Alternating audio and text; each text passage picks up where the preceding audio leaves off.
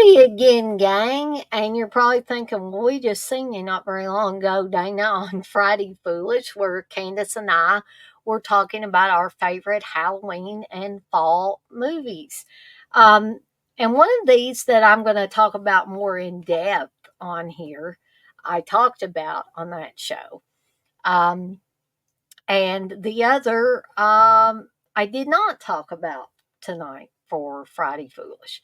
So, just want to remind everybody in case you didn't catch all of that on the other live stream for Friday Foolish. No watch alongs this weekend. However, I am planning on doing on Sunday at some point a pre recorded updates and any new additions for Scarefest, which will be in another week. I will be there on Saturday. Steve and I do have media passes, um, which maybe I'll get to film more at Scarefest. I don't know. I'm planning on, next time I go to Horror Hound, I'm definitely planning on filming more. I don't know what it was. I think it was because I had that photo op with Robert England and I was so wrapped up in that that's all I could think about primarily, and whether I was going to get to give him my gift and all that stuff. So hopefully it Scarefest, I'll get to film more. Now, I do have some actual tea tonight, and this is once again the sinus soother tea. Um, I'm thinking about mixing it up some and having some actual iced tea for some of these. And Candace and I mean, we joked a little bit about it, but it is an option. Long Island iced tea, have an adult beverage on here. One adult beverage would probably not do me any harm. But I'm going to go ahead and get started with these movies, and then I will also give you my rating on these. And also, we'll be trying to sip some of this tea while it's still hot instead of letting it get lukewarm and worse yet, cold. Because I have been having a little trouble with my sinuses once again. And this is going to most help me when it's hot. Okay. So the first one is one I talked briefly about on Friday Foolish, and that is HauntedWeen. This is a part of one of Vinegar Syndrome's homegrown horror sets. It's actually one of the more recent sets. And actually, I had heard people say that HauntedWeen was probably the best of the bunch of these. I had seen this, I had rented it years and years ago when it first came out. Um, I don't think this was anything that played at movie theaters or anything like that. This was a local um, or regional type of horror film. And the reason why it was popular at my local video store is because I live in Kentucky. I've lived in Kentucky all my life. I actually live in the fairly big city of Louisville now, but I grew up in a very, very small town, Hancock County, um, and I lived in Lewisport. Hancock County was comprised of two very small towns, Hallsville and Lewisport, and I actually lived in the Lewisport area. Very, very small town where everybody knows everybody else, right? It's like Cheers. Everybody knows your name, right? So those of you from small towns will be able to appreciate the small mom and pop video stores that used to be around in abundance.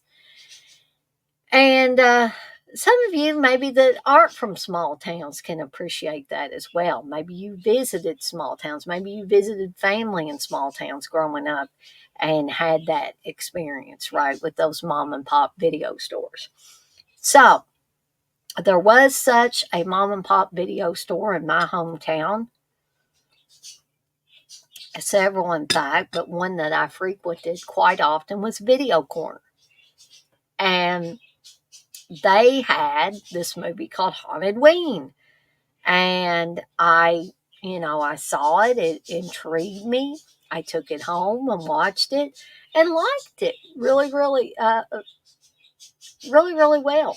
Um, it wasn't high budget. It may have had some hokey things in it, but I enjoyed it all the more because of those things, or maybe despite those things. I don't know. But for whatever reason, I enjoyed it.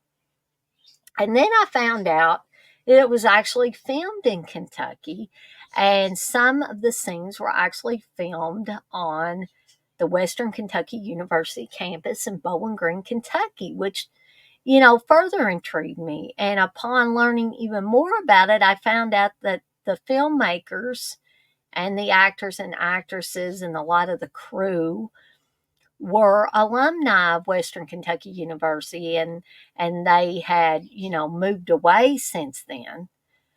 Some of them out to California and other places, but they came back together in order to make Haunted Wing. And I always thought that that was really cool. You know, people out in California that are used to movies being made out there probably don't pay a whole lot of attention. But when you live in a regional area, like I do or I did, and it's just like when the filmmakers that made A League of Their Own came to Evansville, Indiana, which was very close to my hometown. People flocked for a chance to be in the audience at the ball games for A League of Their Own. Plus the fact that, Madonna and Rosie O'Donnell and Gina Davis and Mr. Tom Hanks, all these people were, on the set. I wish I had, been a little bit older. I may have pushed more for my parents to take me, but I didn't. But several people from my hometown did. But to us in small towns, it's a bigger deal, a lot bigger deal than out in California where they film movies there all the time, right? So it just really, really intrigued me that they would come back to their alma mater, so to speak, and film some of it actually on the campus at Western Kentucky University. And so they did not call it Bowling Green. They called it Regaws or whatever, Kentucky, and I don't think that's a real place. Um, so we start out with this movie with the Berber house, which evidently the Berber family, Mrs. Berber, and I guess her husband, either they were divorced or he had died, because it was just her and her son, Eddie, who looks all about, 14 or so, maybe a little bit over, 14, 15, somewhere around there. And Eddie's a little off. I remember back when me and Steve did a commentary for it. Steve says, "What's wrong with this kid?" So he likes to wear monster masks and he likes to sit around reading Famous Monsters of Filmland, which in and of itself is not really anything wrong with that. But Eddie always wants to work in the haunted house. And, one of the guys helping his mom says, um, you can't work the house yet. Maybe next year, you know. But Eddie decides, no, he doesn't want to wait.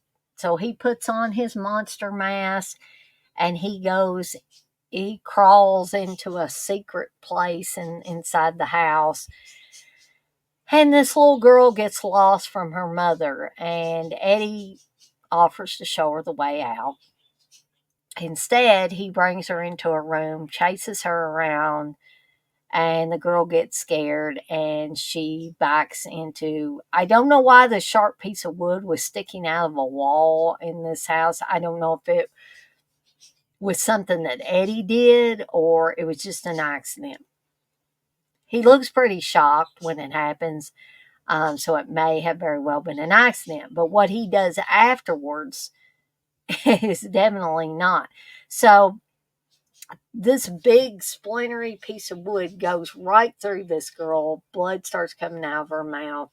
Eddie looks shocked. He takes his mask off and he has a machete and he cuts her head off. There were scenes that were filmed that showed, blood spurting out of this girl's neck, but maybe they figured that that was a little much for a young girl to be killed in such fashion. So, um, Eddie runs and he runs out into a field near the house, and we hear the mother of the little girl scream. She evidently has found her child. And then Eddie's mother comes up behind him in the field and puts her hand on his shoulder and says, Eddie, we need to go away for a little while. So the next scene is Eddie's a grown man and his mother, is coming out and she says, Eddie, hurry up with that wood. Evidently, Eddie's chopping some firewood for him. And then his poor mother has a heart attack. Mrs. Berber has a heart attack. And he freaks out. And then he says, it's time to go home, Mama. And he takes her back home to Regals, Kentucky. And otherwise known as Western Kentucky University campus in Bowling Green or Warren County. So he takes Mama back home, and Eddie still wants to do the haunted house thing. Okay, he's never forgot about that. So we have a fraternity where the fraternity brothers don't have enough money to pay their dues, and they're almost going to lose their charter. So they, have a fundraiser, Hellraiser. That doesn't raise enough money. But during that, at the tail end of it, guess who shows up? Eddie Berber shows up, gives Brad Hanks, and that's his real name, who that southern accent is very, very real. It's something that Brad Hanks really had. And a lot of people thought it was,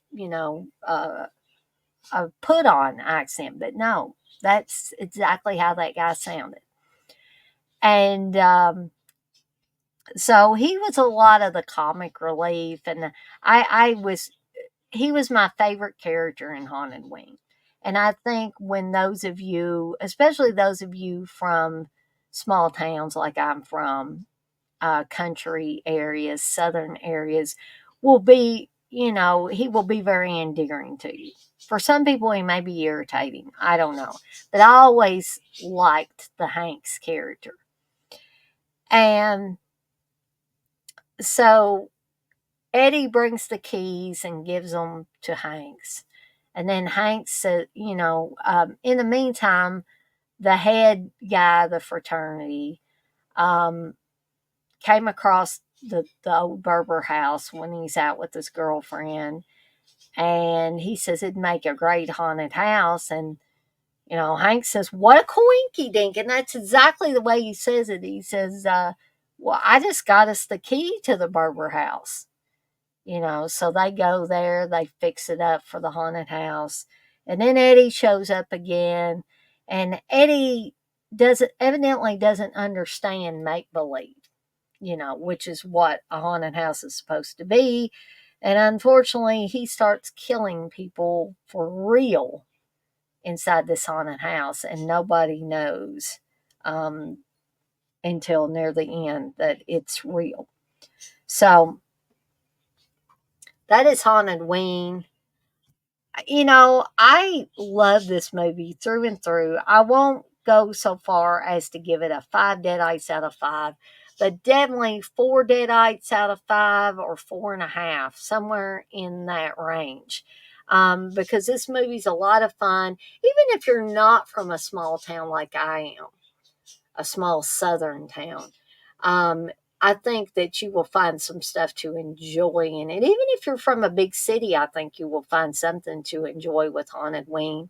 And it takes place around Halloween. So you get a hole in one with this one. I'm not saying all your Halloween viewing has to be have a Halloween theme, but this one just happens to do that. So that is Haunted Ween. I talked for a long time about that. The next one was a Shutter exclusive. It just came out on Blu-ray, and I had to get it because I enjoyed it very much so. And that's Late Night with the Devil. And what it's about, there's a character in this.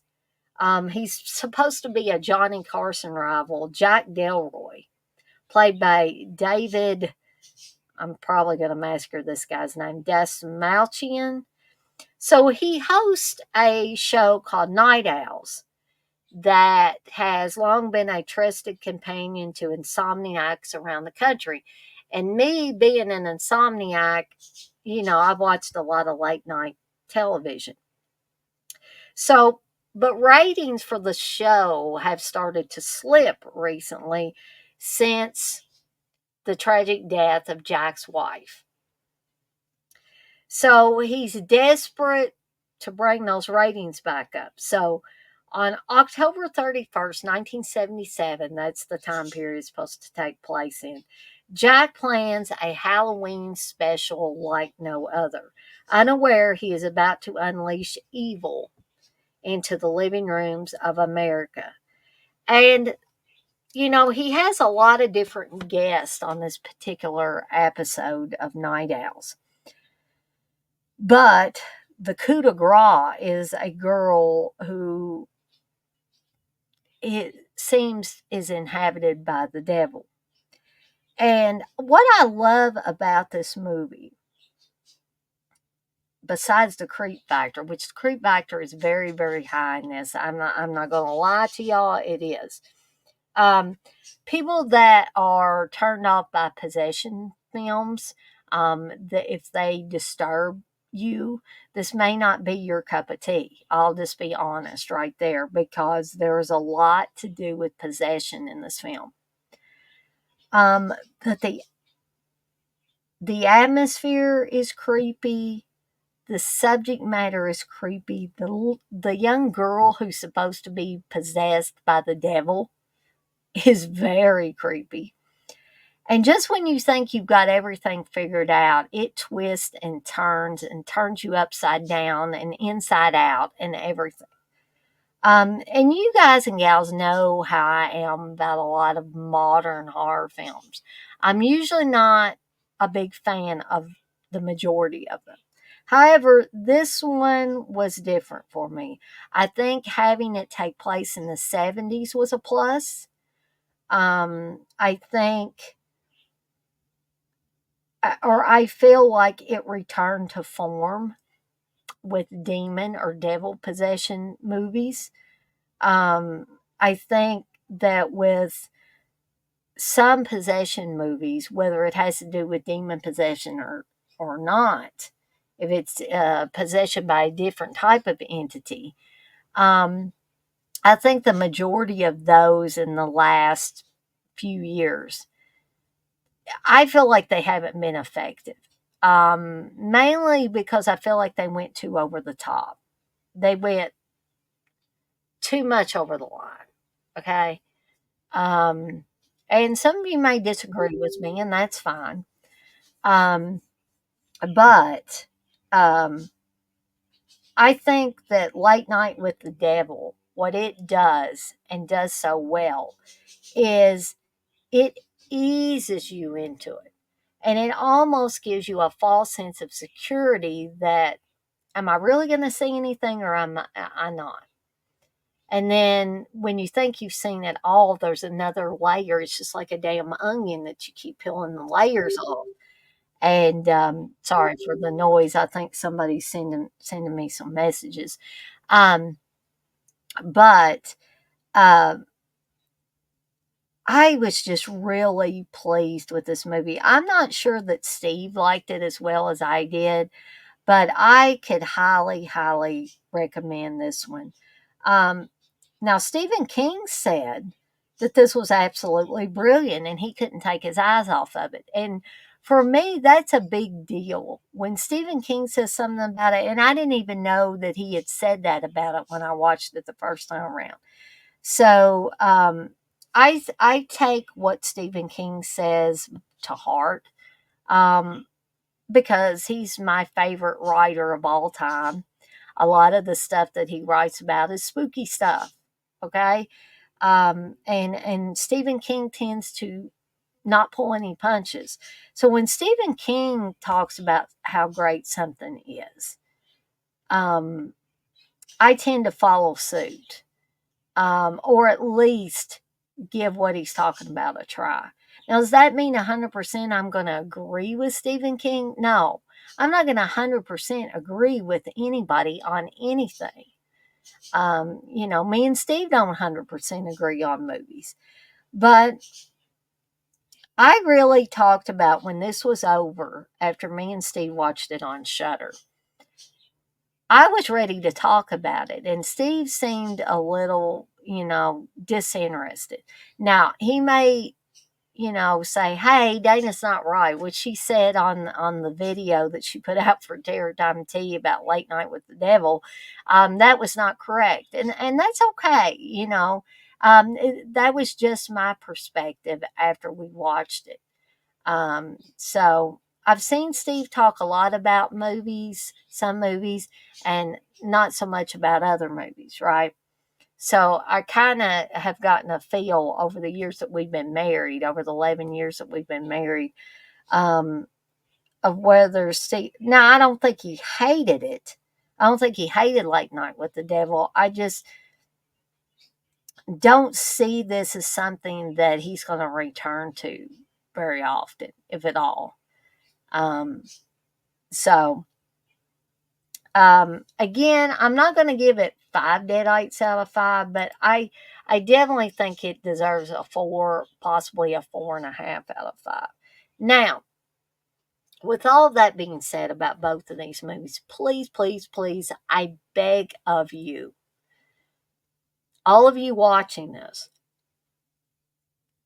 or whoever watches it later, do not, please do not go out and buy something just because I give it 4, 4.5, 5 deadites out of 5. Because, as I said, everybody doesn't agree on all the merits or demerits of any particular movie. And I would urge people to make up their own mind about a movie. I'm just here to serve as a guide. I'm not the be all end all. When I review movies, I try to always make sure that I tell you to seek these out on your own in a for free version first till you determine whether this is something that you're going to watch multiple times. If you are not, then why spend your hard earned money on it, right? Why spend your hard earned money on a physical copy of any of these movies that I talk about? Or anybody else talks about for that matter. But if you can find a for free version, I think Late Night with the Devil is still on Shudder. And if you have Shudder, feel free to take a gander at this one. Now, I was trying to remember how long Late Night with the Devil. It's only 93 minutes, so it's not super long. And HauntedWeen is only 87 minutes. So neither movie that I've talked about tonight is a long movie. Okay. So you're not really devoting that much of your time to either film, right? So, um, I guess that's it from me. The only thing I've got coming up for this weekend is, of course, uh, all the updates on Scarefest, which will be next weekend, Friday, Saturday, and Sunday. the 18th, 19th, and 20th, I believe. I will be there with Steve in tow on Saturday. We're going to hang around for a little bit and hang around, meet up with Candace and Chris and hang out for a little bit, maybe go to lunch with them, or that's the plan anyway. But other than that, don't really have a lot coming up for the weekend as far as streams or videos. And the Scarefest one will be a pre recorded video, so I'm not going to be doing it live.